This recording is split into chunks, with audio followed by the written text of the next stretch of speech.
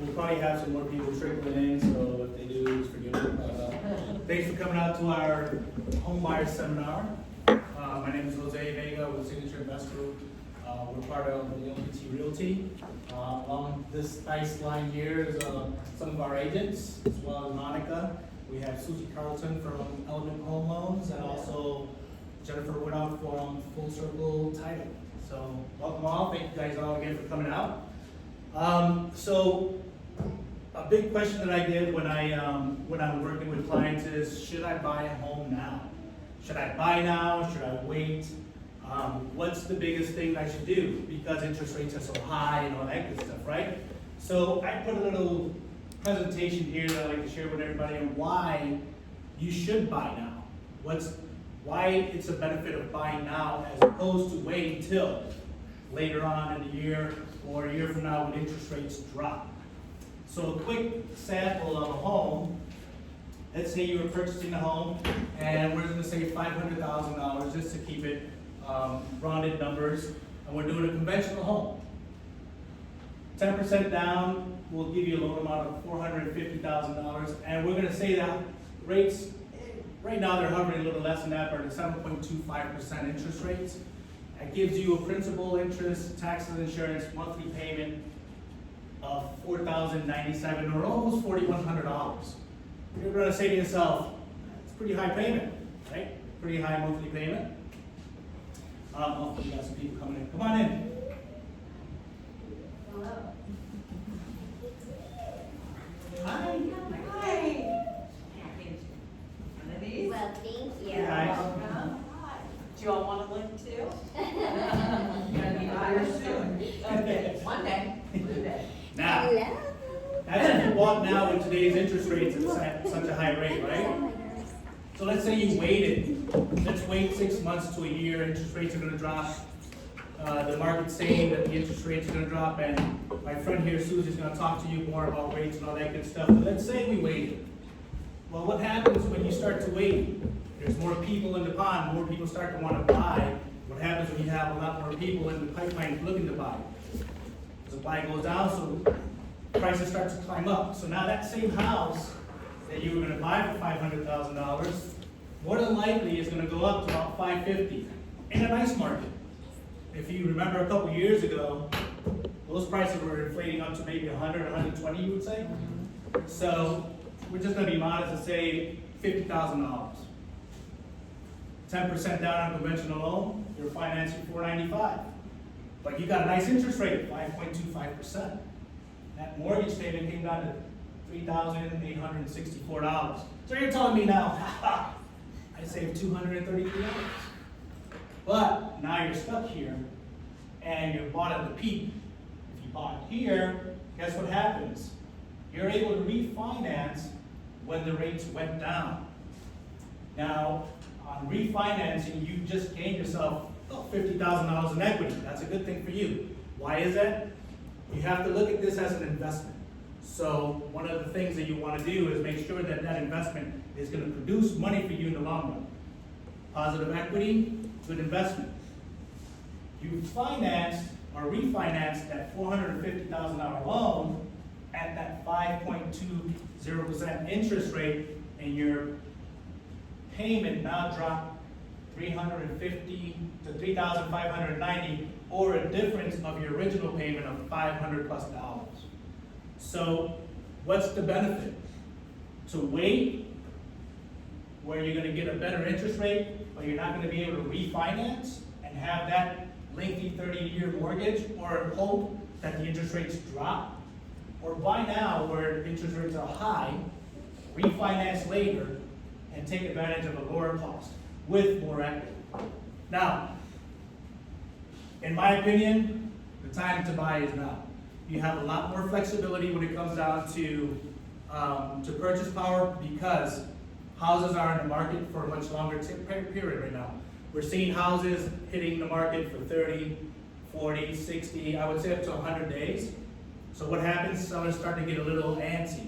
They want to sell their property. So they're more prone to negotiate with you. They're more prone to listen to you, sit down and look at offers. They're more prone to give you closing cost assistance.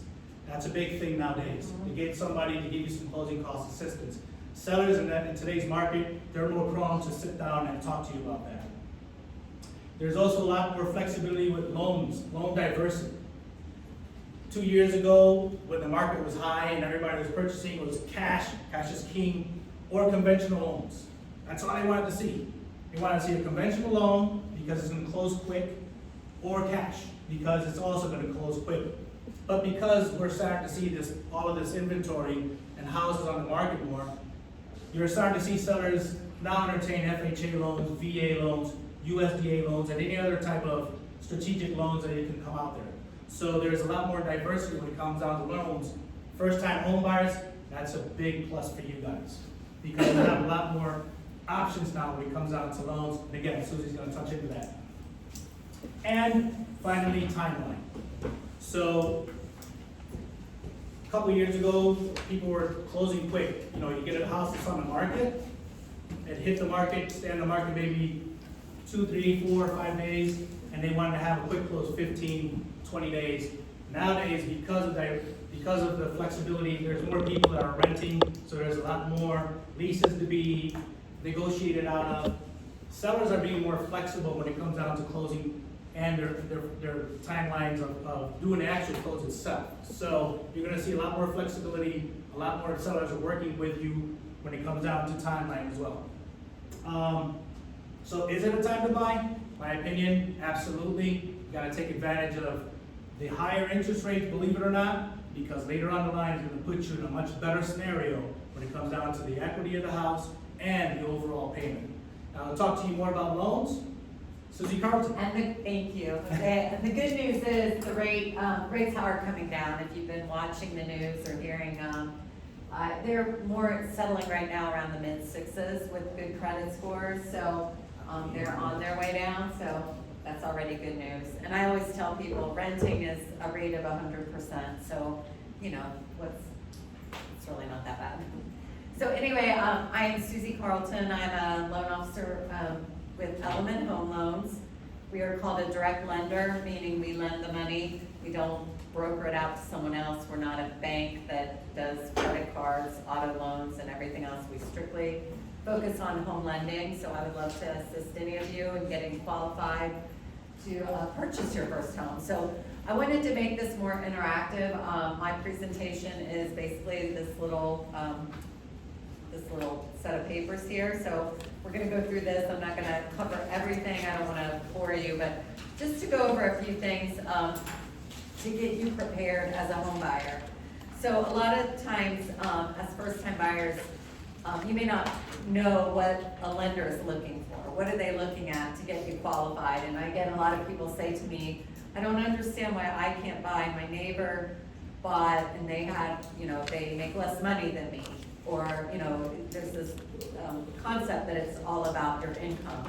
There are 4 pillars to lending. Income is a big part of it. We have to make sure you have the income to pay the loan back. Assets are another part. Do you have the funds for down payment, closing costs, and there are options for assistance with that. Credit is a big one. Your credit score, what your credit overall looks like, and the collateral is the property itself. So, as a lender, we're lending on the home, so if the home has a lot of issues, that may be a challenge to lend on. So those are the main 4 pillars to lending. So the first part I just wanted to go over briefly is the credit. I see a lot of credit reports. I've been doing this for a long time. The biggest part of your FICO score, one thing I want to mention, if you monitor your credit with Credit Karma is a great tool to look at your credit, to check make sure there's no fraud going on, but it's not the ideal for your credit scores. They use a Vantage scoring model that has a higher scoring range. So if you look at Credit Karma, it may show your credit score at 720. The FICO model that lenders use, a lot of times will be about 60 points less. So if Credit Karma says 720, when I pull it, it may be 660, 680. So you always want to look at a FICO score. So if you were working with me, we would do a soft pull, look at one of the credit bureaus, and see what your actual FICO score is. And the biggest part of your FICO score is your payment history. You know, do you have late payments? Do you have collections? Do you pay on time? If you pay on time, that's gonna obviously help your score. The amounts owed, people don't realize that credit card balances are a big factor in your score. So if you have a credit limit of $1,000 and you have 900 on that credit card, that's gonna drop your score drastically. They wanna look at restraint. They wanna see you have the credit, but you're not maxing it out. So typically what we find with the credit people we've worked with, if you keep those credit card balances down under 30% of the limit, that's gonna give you the best scores. So they also wanna look at the length of your history, what your credit mix is. I've been told, I work with a guy, Harry Sneddon from Score Crafters, and he's kind of a guru of credit. He said the credit mix they really like is an installment loan and about 3 credit cards, if you don't have a mortgage yet. And that you paid that on time and you're keeping your credit cards under that 30%. That's really gonna heighten your credit. So those are the things we look at. I did wanna know, most loan products do require a 620 minimum credit score. And if it's 2 of you, let's say it's a husband and wife, and I get this a lot. The husband says, well, I make all the money, but my wife has the good credit, my credit's bad. We have to go with the middle credit score of the lowest of the 2 borrowers. So if it's a husband and wife, it doesn't matter who makes the money. We look at the 3 credit scores, and we have to go with the middle of the lowest one. We do have programs that allow lower credit scores down to 580. FHA loans, those are government loans insured by HUD. Those do allow lower scores, but a lot of times you also may have to put a little bit more down. And if you're ever looking for down payment assistance, there are a lot of county programs, City of Orlando, a lot of down payment assistance programs out there. They are much more restrictive on credit. They want to see that you've had a history of credit, that you're paying on time. So they have a 640, they have a higher credit score requirement.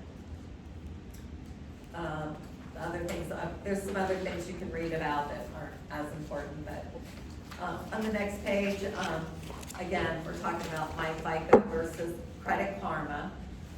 Another thing I want to mention, there are a lot of people that go for credit repair, and you see the signs, I see them on the road, call me for credit repair. There really is no true credit repair. You can work with a credit consultant, and if you get a good one, they should never tell you to put your derogatory credit into a disputed status, and that's a big thing that a lot of them do. When you put those accounts in dispute status, it takes those out of your score. It bumps your score way up. But we as lenders know that. So then we make you call them and take it out of dispute so we can get a true score. The only true dispute is if they'll remove it from your credit. So if you have companies telling you to dispute delinquent debt, don't do it. It really messes you up. Does that make sense?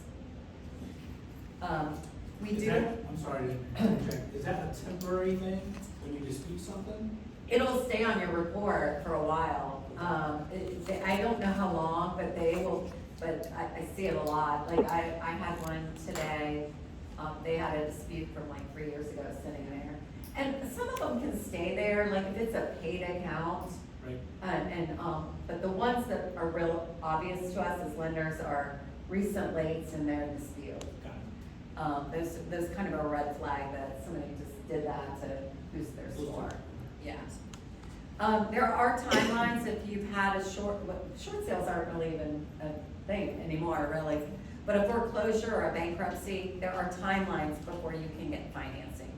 FHA loans are much more lenient. Those are the government loans versus a conventional loan. So we have programs that have shorter timelines after a bankruptcy or after a foreclosure.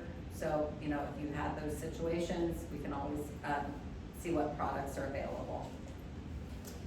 As far as assets and looking at your funds for closing, down payment assistance programs, as I mentioned, are out there. Even those programs at least require that you have $1,000 that you bring to closing, or 1.75 at the sales price, whichever is greater. So there's nothing that's gonna be zero. You have to have a little bit. And you also have to have money for your escrow deposit. Are you all familiar when you write a contract on a home? Jose, their team, you're gonna have to give like 1,000 or 2,000 or higher. And it sits in a title company, Jennifer, as escrow, and that's your earnest money that you are gonna move through this transaction, because if you don't, the seller can take that money. So you have to have some money saved up for those things outside of this. And also home inspections, you'll have to have some money for that, appraisals. The beauty of a lot of our loan products now, you can get gift funds. So if you have a family, this family over here, and your family is willing to help you, give you some money toward a down payment, that is allowed. We just have to source the family member and source that money coming to you.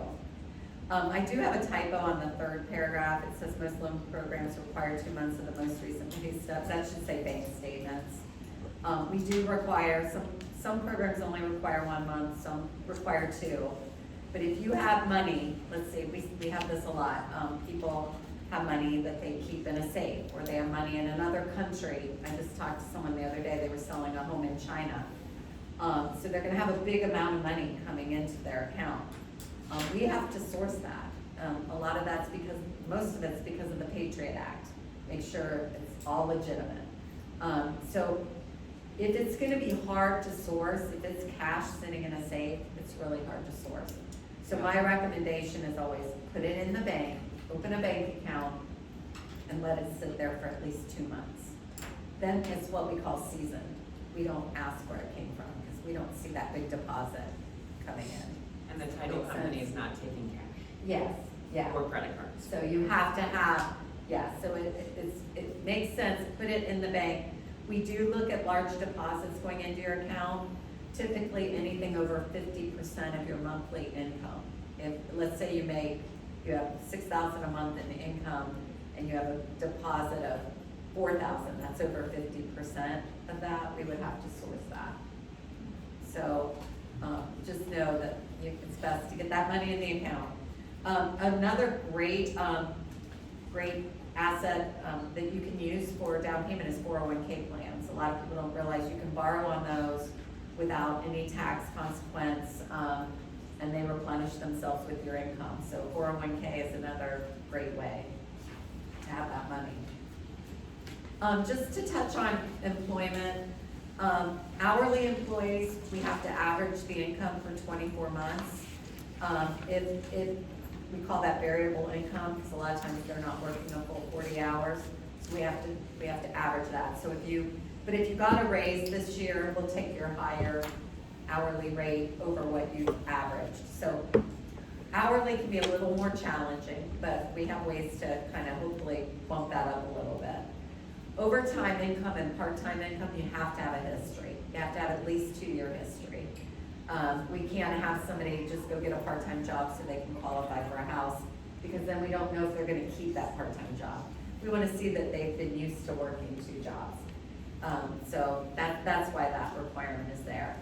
A new job is great. I get a lot of people, they're worried, can I change jobs? Yes, you can change jobs if it's for the better for you, but we might need, certain programs might require 30 days pay stubs prior to closing on the new job.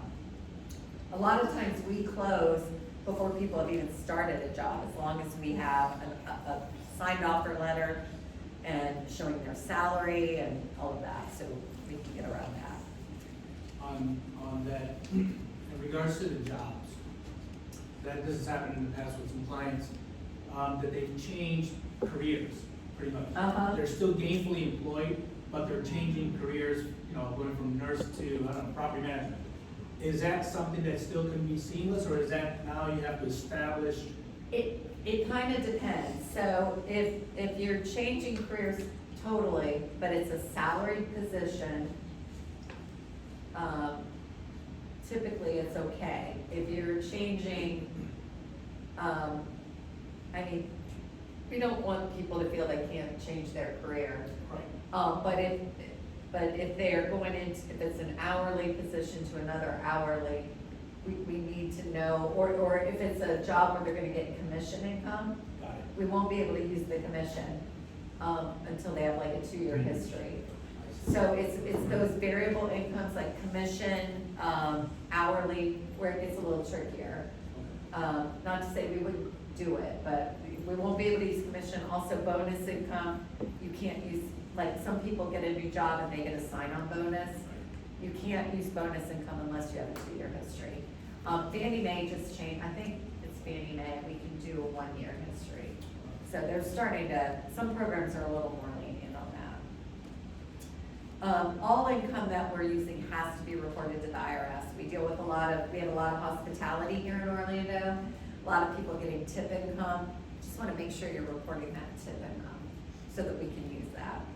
And then, unfortunately, we have divorce situations and we have a divorcee that's wanting to buy and her only income is alimony and child support. We have to have typically a 12-month history of her getting it, or we can sometimes do it in 6 months.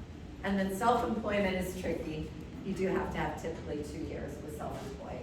We do have new loans now though. We have a no ratio loan. I did one for a girl that was 6 months self-employed.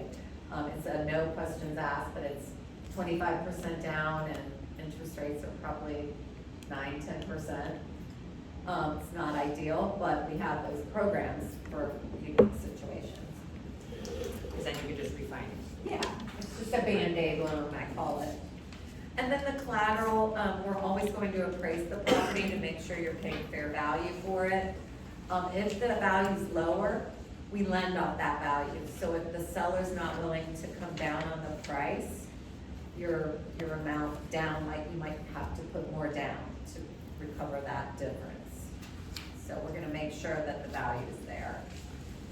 Manufactured homes have specific lending guidelines. They're much more difficult, especially in Florida because of our hurricanes, and they have to be a certain, they have to meet all the structural requirements.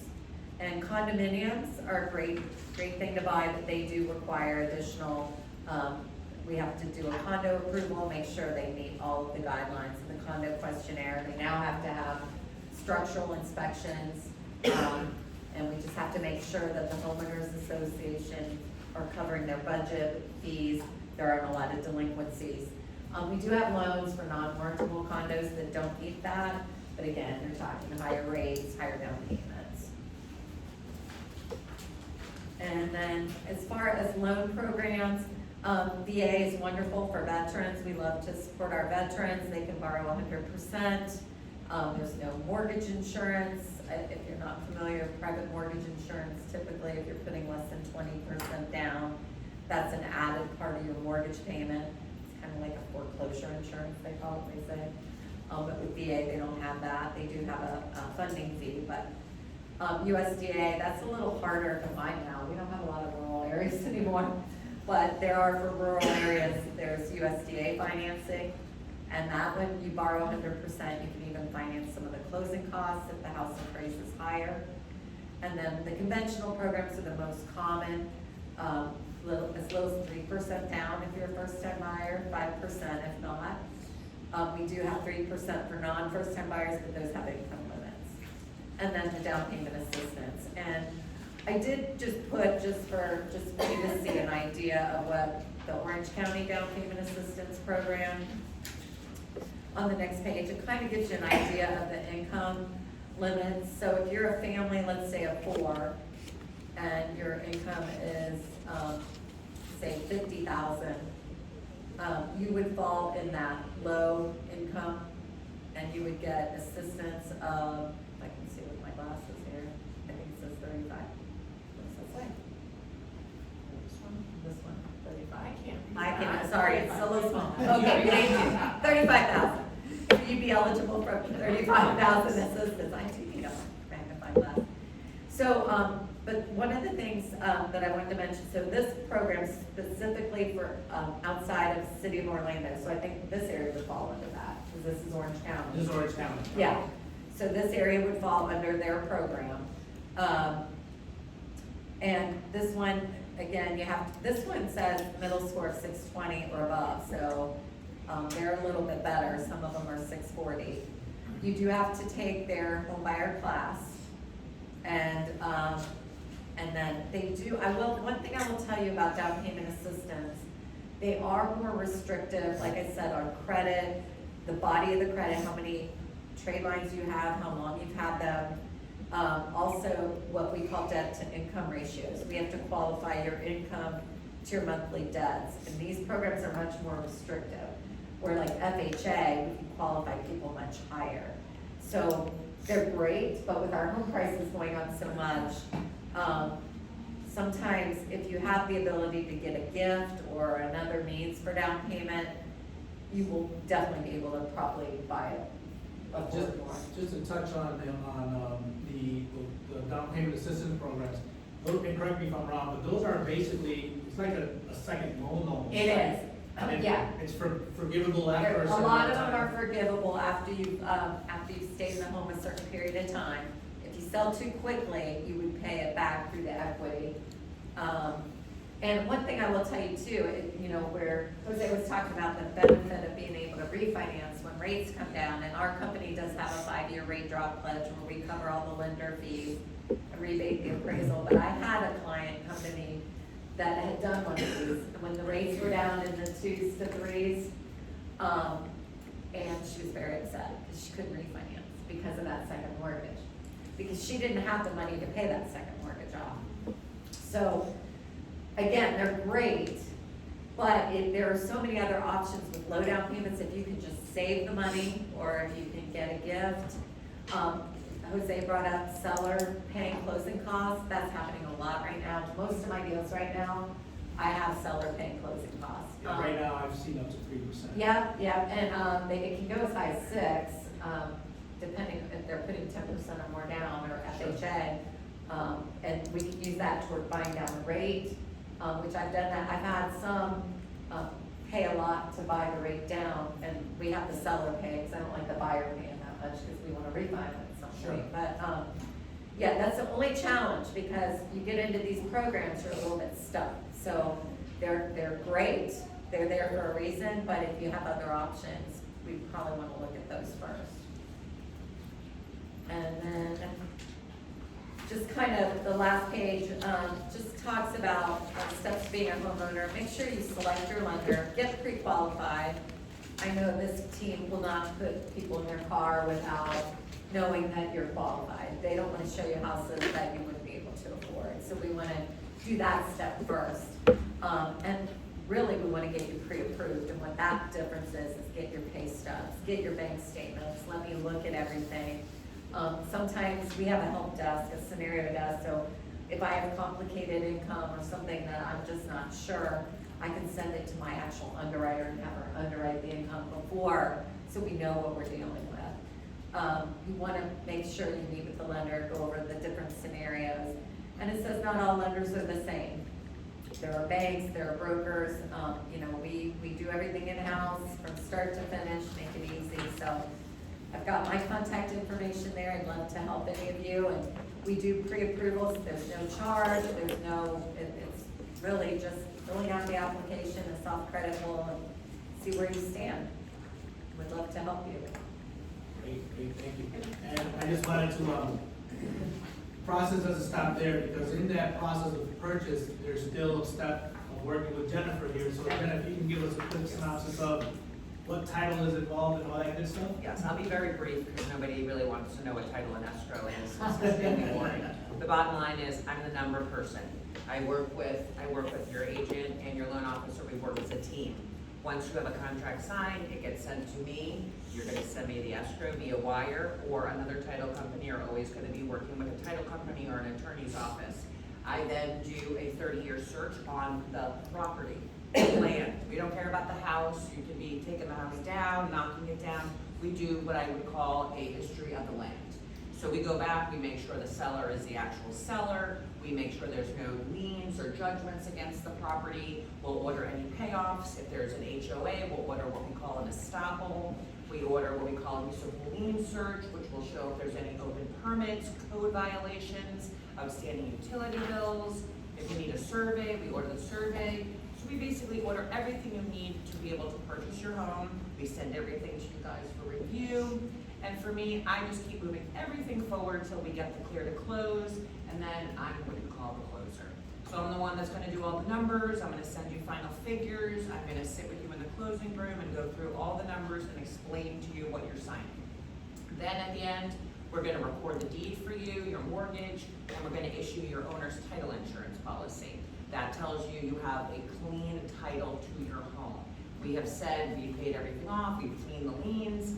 If we miss something, it's now my problem, not your problem. So, and that's what title policy also, so when you go to refinance, you can use that, you get a reissue rate on the loan policy, so you Wanna save keep money. that. Yeah, and also, if you do sell the property within 3 years, then you get a reissue rate for the new buyer that's gonna purchase the home. So, one of the things I do wanna reiterate that Jose said, I don't just do closings, I also do open house events, a lot of first-time home buyer seminars. I've done 3 open houses in the last 10 days. They have been nonstop. So people are back out looking to buy. I have opened more contracts this month than I've opened in months already. So I'm just thinking this year, I think it's already busier than I expected. I really thought maybe March would kind Me of pick too. up like this. Yeah, no, it's. And I'm also seeing a lot more in that mid-range, a lot more buyers are out. So purchasing those properties. So I would just. You mean three, like the. Yeah, the 300 range, where I 350. wasn't seeing that kind of Yeah. movement. So I think the buyers who, to me, what I call just your average hardworking Floridian, I felt like for a period of time, you know, that group couldn't purchase because prices were too high, rates are too high. I would just be afraid now to wait too long because I think you're gonna see bidding wars, you're gonna see escalation clauses again, and then you may not get the home that you really want, and you know, and then you gotta keep looking. So I would just start, you're looking, also obviously start with Susie, and I work with Susie's as a lender, and I think every closing we've done has closed early, been cleared to close early. I don't really say that a lot of lenders are good, they just do an excellent job, and I mean, Jose and his team, they're fantastic. So I know Love that to they're work with great you. at communicating, so just, I would suggest just start looking. Yes. And you got us, we'll take care of it. Yeah. Awesome, thank you so much. Any Any questions that we questions? can answer? Anybody that has any type of questions that we can, anything that we want to reiterate or kind of touch back on? You have a question? Sure.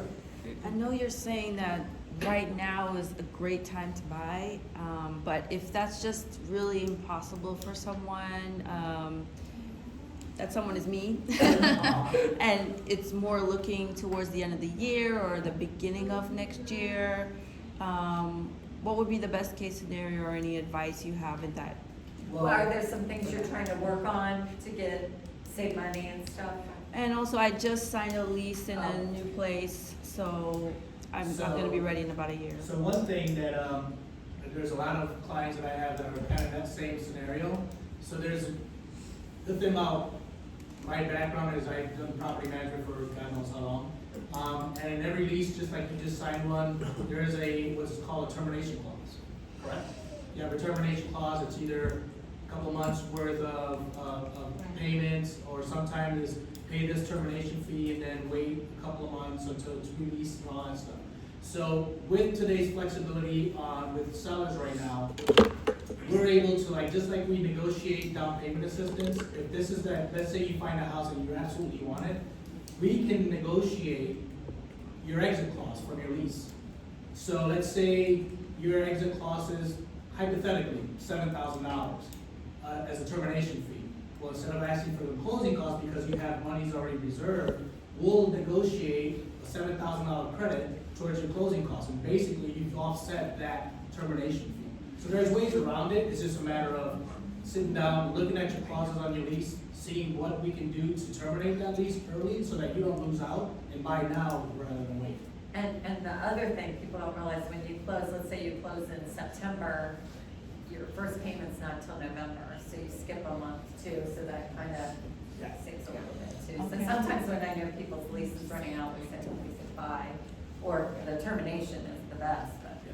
So there's ways around it, it's just a matter of sitting down, reading the clauses, reading what's on the lease itself, and then finding the right seller to negotiate. Right now, there's a lot of flexibility, so it's something we definitely sit down and negotiate with the seller. Okay, thank you. Sure, sure.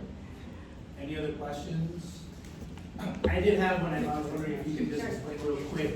I know that the different loan amounts have different ratios, back end and front end ratios. Yes. Can you just touch real quick on that so that they Yeah, understand so- what does that take? So what we're looking at, the underwriters and the secondary market investors that service these loans, they're looking at your ability to repay the mortgage plus the other debts that you have. So your credit cards, car payments, we have to take your income with the new housing payment and determine what that ratio is. The program that is the most flexible is FHA, government loan. It will let us qualify you up to a 56% debt ratio. So your income, you could have a mortgage payment, all your other credit cards, and car payment could be up to 56% of your income. A conventional loan, we can now get those up to about 49.9%. If the credit's good. If the credit's not, if the credit's a little marginal, we may not get, we run what's called an automated underwriting system. If the credit scores are not great, we may not be able to go push it that high. So that's a little more of a variable. VA, veteran loans are one of the most lenient. We can go 60% debt ratios. They have something they call residual income, where they look at the money, it's this whole calculation. If you think to yourself, probably close to 50%. So if you make $6,000 a month, you could, and you know you have a car payment of $500 and you have a few credit cards. Gross, that's true, gross. Then you can kind of get some idea of what you might be able to afford for a mortgage, somewhere in that 50% range. Great. And a little bit higher on FHA.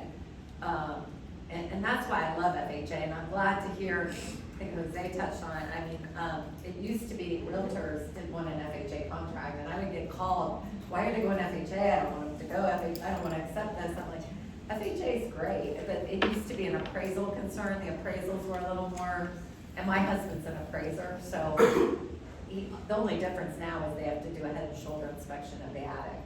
Otherwise, it's the same. So, FHA is a great loan, and I tell people, I tell other agents, these clients can qualify on FHA, and it's much easier to qualify. Sure. Great, thank you. Yeah. Any other questions? So in your opinion, it's easier to qualify for an FHA than conventional? It typically is, yeah, because Even they will let you against qualify. VA? What's that? Even against VA too? VA is, VA wants to service veterans, so Right. they're very good about, they'll qualify probably the best. Okay.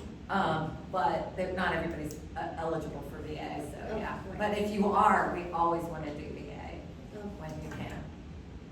Yeah, and I'm actually involved in Homes for Heroes, where I give $1,000 lender credit to any VA nurses, firefighters, police officers, anybody in the teachers. So it's a great program. Is Hometown Zero still active? Well, I'm in Homes for Heroes. I think I said the wrong one, maybe. Hometown Heroes was the Governor DeSantis program. Correct. It was wonderful, but then they opened it up to everybody, and they ran out of funds in about 2 months, so. So that's obsolete. That's obsolete. It came back last week, they said for a day they had a few cancellations, but it would be gone by the end of the day, and it was. It's like, we get these emails every now and then. Sure. I don't think it's coming back, and I don't think they have the funds for it. They made a mistake opening it up, I think, to everybody. Yeah. But there are still other county assistance, bond programs, things like that, so. Any other questions? So how do you, what's that, so, I mean, you see a lot of houses, and this is what you wanna buy, but what can you afford? So how can you say, like, what's the range of the price? Well, that's where I said before, one of these agents would take you out to look at a home, they would want you to get pre-approved, so that we could tell you, this is the rate. And sometimes it's hard because some of these communities have high HOA fees. I have a lot of people I'll tell, they wanna buy a condo, And they say, what can I afford? Well, the condo HOA fees can range from, what, 300 to 700, or, so that can really change your amount. So I always tell people, one thing about me, I make myself available nights, weekends, when needed. I say, just send me the property and let me run it, because until I run it, I may not know. Now, if you're looking for a single-family house, rural, that's not gonna have a homeowners association fee or anything like that, I can pretty much tell you, this is the max you could go. Now, But there's to variables. piggyback off of her, Susie, once she's giving you a range, let's say you're pre-qualified for $450,000. So now the agent is going to do a search based on what your criteria is. So let's say you want to live in Avalon Park, and, excuse me, and you want a single family home. So we're going to run a search, single family home, 3-bedroom, 2-bath, XYZ square feet, 420 to 460. Because I'm always going to push the limit a little bit more. So now it's going to give us a range of houses that that fit your criteria that you're going to probably want to look into. So now we'll pick a few, then we'll go do a search, and let's say you pick something that's in that 460, 465 range because something popped up. We know you have a 450. Well, we're going to now sit down and say, okay, what are the pros and cons of this house? And once we have what we think is a fair value to make an offer, we're going to make that offer and either ask for a concession or bring down what we think is a fair offer, and then we kind of start that negotiation process there. But let's say now that Avalon Park doesn't have anything at 450, we start opening the range based on what you like and what your second option of neighborhood would be, and start doing searches there. Yeah, it's great that you all have such great programs now for these searches that people Yeah. can do, you know. But you gotta start with Susie. Yeah, we gotta get the numbers. Don't go look at houses first. Yes, You don't and do the that. other thing that's crazy too, there is a big, so you'll see houses where somebody's lived in the house maybe 20 years, their property taxes are really low because they've had homestead exemption, which means they can't raise them more than 3% a year. So they may have property taxes that are $1,100 on a $450,000 home. Property taxes should be more like $6,000. So we can sometimes qualify you a little more on those, but we have to have you sign that you understand they're gonna go up. We try to be a little more normal on the taxes when we qualify you, because that could be a big jump, because what would happen the next year, you'd get a big jump in your payment. Cause then you would be short on your Yeah. escrows to pay your taxes. Yeah, so I get a lot of people that get excited, they see a house and they say, oh my gosh, the taxes are only this. And I'm like, it's gonna go up next year. Yeah, and it's something we can look up, you know, I can look it up, when you go on the Tax property estimator. appraiser site, and you can see how long they owned it, you can see if there's a homestead exemption. You can also do estimated taxes so that you can, because the homestead will come off, and then if it's your primary, you can still get the homestead, which saves you money on basically the appraised value, so that you're taxed on a lower Assessment, amount. yeah. And then it stops those taxes again from going up 3% a year. So once those taxes are then set, they're really not gonna go up a lot No. year to year, because you're homesteading. So, but those are things we can. But homeowners look at. insurance is a little trickier to get too. Now, one of the things when you're looking at homes, and the agents would know and would say, you know, the age of the roof is real important now. It's hard to get insurance if the roof's over 14 years old. The insurance companies have gotten a little tighter down here. So I always try to get everybody to shop for their insurance right away, instead of waiting, so we know what you're doing with Yeah, that. usually what we do is, once we pick the home and then say we made an offer and it's got accepted, there's an inspection period. Typically with us, we'll do 10 days, I mean, we can go up to 15, but we try to keep it at 10. And in that 10-day period, we're telling our buyers, let's shop for insurance. We wanna make it part of that 10-day inspection period. And usually insurance is, you shoot their address to the house, they'll look at the house and they'll do a quick Google search on the house. And they'll tell you right off the bat, hey, this is gonna qualify for this, this, and this, or we can't insure because of X, Y, Z.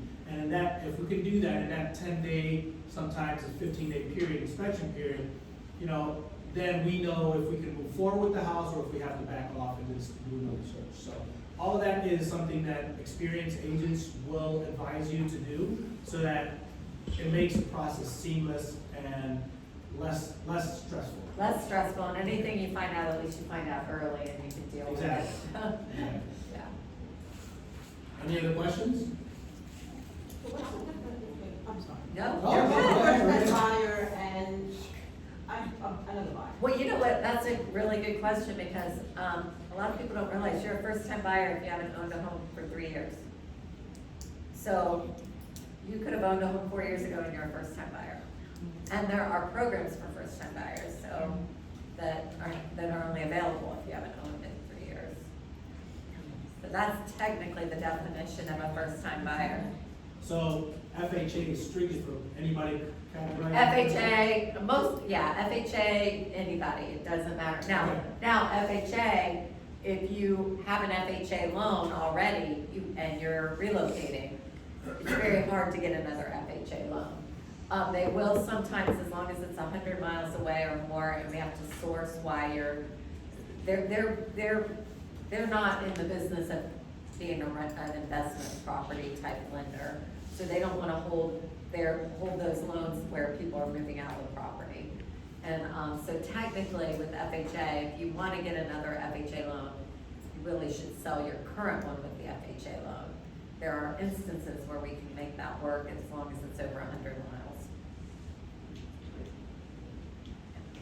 Anyone else? No? Oh, yes?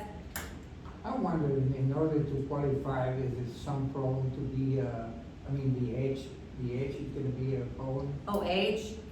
No, actually, I had a lady call the other day, she's in her 70s, she said, I don't think I can get a mortgage, I'm too old. I said, we give a mortgage to anybody, now, if you're too young, we won't give you a mortgage, but there's no age discrimination, no.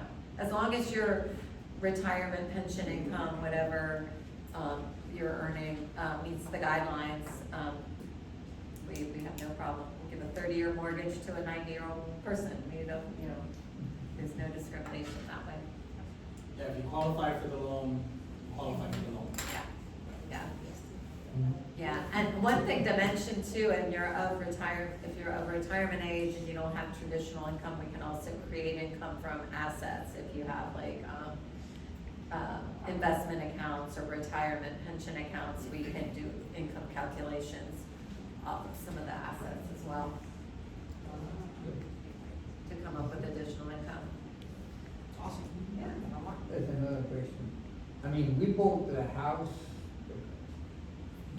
40 years back by like FHA Uh-huh. under my name.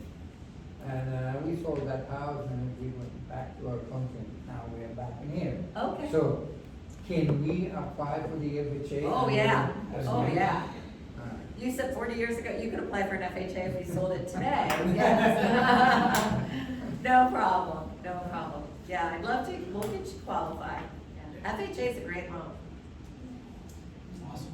Well, thank you guys all for Thank coming out. you all. And there's cookies. Oh, I'm sorry. One more yeah. question. Would you rather the credit card stay within the 30% range or pay it off? 'Cause I know But there's. it's better, really, that's a good question, because, we have this what if simulator we can run on credit, and I have a loan assistant that's been with me 22 years, she's amazing, Mona.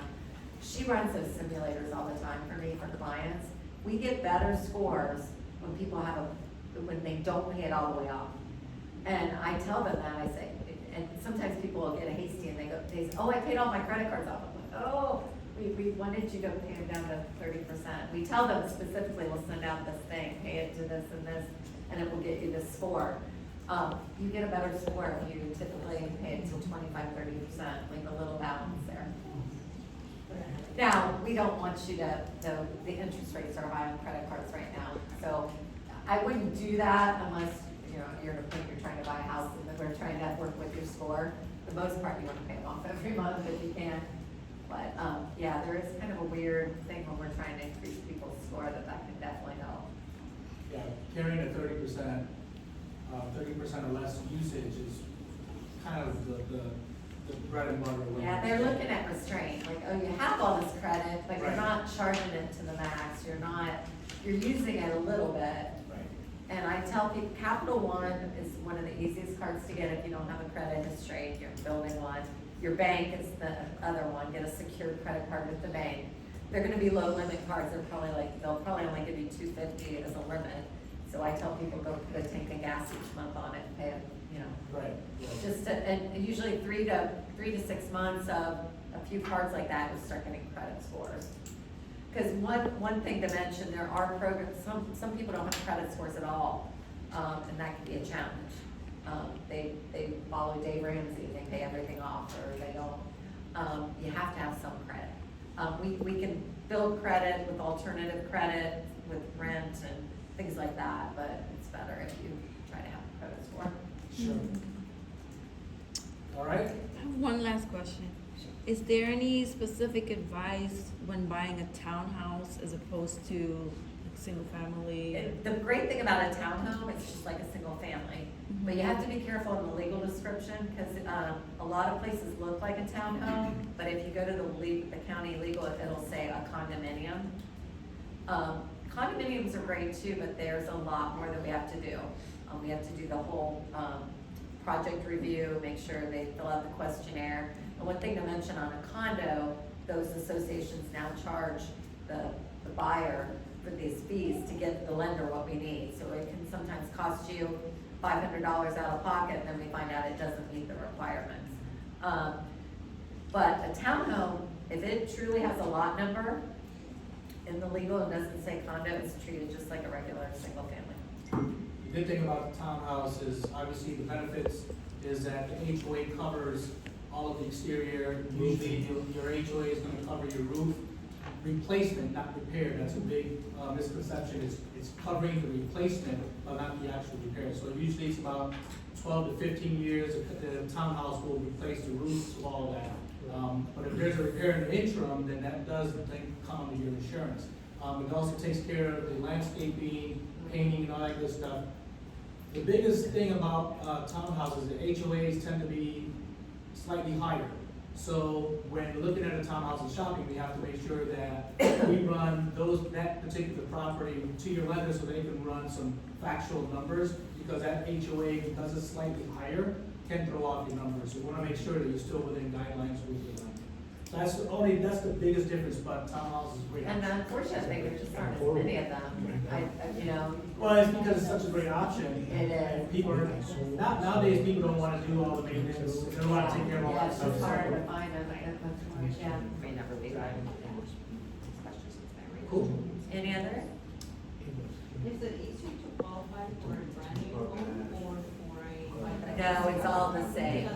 The only thing I will tell you with brand new, and the builders have incentives, they build into the price of the home, nothing's free, but if you use like their lender, they'll pay a lot more towards your closing costs, because they price that into the home, so there's some benefit there. Yeah. Unfortunately, I lose out on those all the time, you know, they wanna. Well, I mean, nothing against No, but lenders and stuff, it's just that when you're buying brand new, it's like Susie said, they build everything into it, so they say, hey, we're gonna give you this nice package. Yeah. And you're like, yeah, I scored, but you're really. It's all priced in there, yeah, it's all in They'll there. use their own lender and typically their own title company. Yeah, The exactly. only thing I say about that, I mean, new construction is great. I have one actually closing next week, new construction. The buyer actually directed it to me because he was a first-time home buyer, and you're not gonna get